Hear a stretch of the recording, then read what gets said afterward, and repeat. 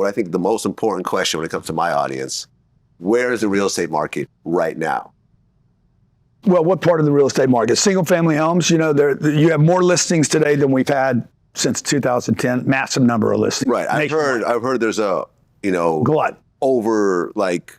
Vlad, there's a historical level of listings and probably another historical level sitting on the sidelines waiting to list. Okay. So tremendous amount of inverted ratio of sellers to buyers. So it's a buyer's market. Oh, 100% a buyer's market. The problem is the buyers are dum-dums.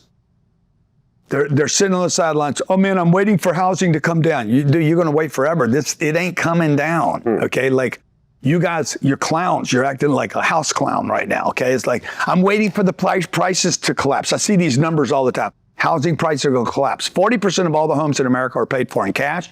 65% have debt under 4% for 27 years. That means for 27 years, the guy's got a loan. The guy next to me wants to sell my house. He's got the loan expires in 2052. So that's how long you're waiting for him to drop his price because his debt's so low. 2008, 9, and 10, the collapse happened because there was so much debt. People were borrowing 100, 110, 115, 120%.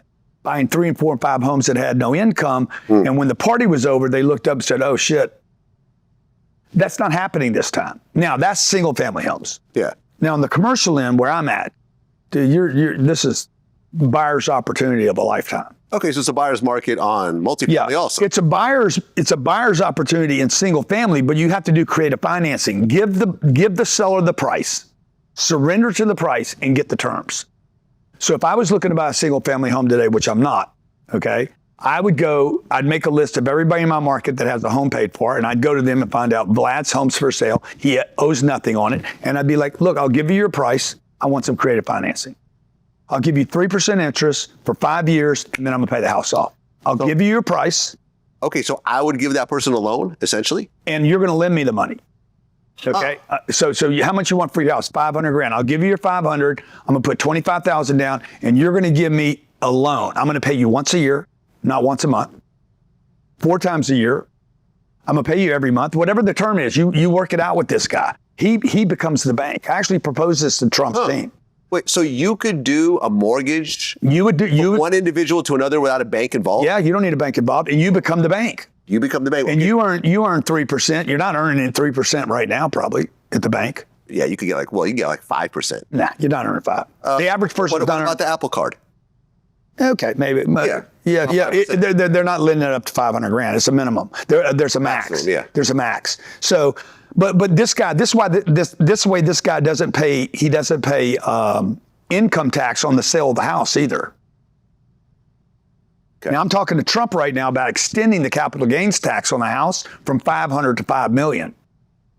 So you'd want to wait. You follow me? You'd want to wait and make that sale. Let's say you're selling your home for $500,000. You're covered under the capital gains. You're not paying any capital gains. But if you want your price, I go to you and say, Vlad, I'll give you your price. I need some terms. Okay, I want 5-year financing. You're going to ask for 5 and settle for 3. And then you're either going to make a monthly, a quarterly payment, or an annual. And then you're going to do interest only and pay no principal down. Okay, well, I looked it up. So if you get an Apple savings account backed by Goldman Sachs, you have a 3.65% annual interest rate. Okay. Up to $1 million. Okay. Not bad. Yeah, great. Not bad. Okay, so offer them 3.65. So what happens? Okay, let's just say I sell you my house in Calabasas. Well, you hadn't sold it yet. It's up for sale. How much is your house worth? $3 or $4, $5 million? I don't know, like $7 million. 7. So I'd go to you and say, look, man, you paid for it. I'm going to give you your $7 million price. Nobody else is going to give you $7 million. I'll give you $7 million today, but 5 years from now, I pay you off. So I don't get the money. You don't get the money. I'm going to put 3%. I'm going to put 5% down. I'm going to give you $350,000 down. You no keep money, it. Basically. If I don't make the payment, I take the house back. You take the house back. You're up $350,000. And then I'm gonna pay you rent now. So it's gonna be a rent with the option to purchase, but I'm committed to the purchase. Oh, like a rent to own kind of. Yeah, rent to own. So you're only paying income on the payment every month. Right. Well, I mean, that only works if I don't need the cash. Right? If I don't. Well, no, it works. If I don't need you clearly don't need the cash now. You're paid for in cash. Right. But I'm saying, but what if I want to buy another house? Well, then that wouldn't work for you. That wouldn't work. Exactly. Unless you're going to go run the same game. Do the thing, a private purchase. Look, the point is, if you want to steal a single family home today, do not try to steal it on price. Steal it on terms. Mm-hmm. You're either going to get a lower price, and you're only going to get a 5 or 10%, maybe 10%. Maybe you're going to get 10% off. I doubt it. You're not going to sell your home for 6.2.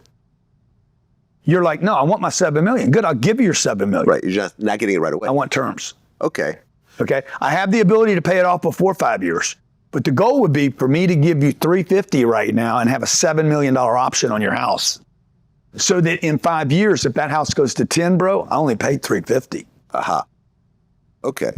Now, look, I mean, one of the things that I started doing heavily in the past year is, I needed money for some various things I was doing. And at first I started selling off chunks of stock. Yeah. And I realized, well, there's something called an LMA loan, which I could take loans against my stock portfolio that are actually selling the stock at a 5% interest rate. Yeah. And for example, my stock portfolio last year went up 38%. Yeah, you leveraged. I leveraged. Yeah. I didn't realize the power of credit until this past year. Yeah. I said, why would I sell stock and then have to pay capital gains tax on the profit and then you don't own the stock anymore? Yeah. Just keep it. It grows, hopefully. Of course, you take the risk of it not growing. Yeah. But it grows, and I got 38% interest. This is why rich people borrow money, dude. This is why rich people. Here's the thing. Look, the middle class buys stuff and sells it. Mm-hmm. And rich people keep their assets. They never sell anything. And just take out and they borrow against their assets. Right. And here's the thing. That's why I say put some ET on your ass and borrow against it. Here's the thing. And the thing about these types of loans that people don't quite understand is I never have to pay it back. Yeah. The interest just accrues. Now, if it gets to the point where it's like 50% of my stock portfolio, then they'll start selling off chunks of stock. Yeah. But since I'm so far from that, I technically never have to pay back this loan. Yeah, exactly. 10 years from now, it's just getting interest. I thought you were Jewish, man. Dude, I thought you were Jewish. You should have known. You should have learned this when you were like 3 years old, bro. Yeah, but you need money to understand this. Dude, I've known this game since I was like 15 years old, and you're just learning. And you're Jewish. I'm just learning. What's wrong with you? I'm a bad Jew. Yeah, you are a bad Jew. I mean, look, I don't know if any, you guys created the game, the debt game. You created the game. Like Jay-Z talks about that on the 444. Exactly. He talks about. You know what's more important? Credit. Credit. Yeah.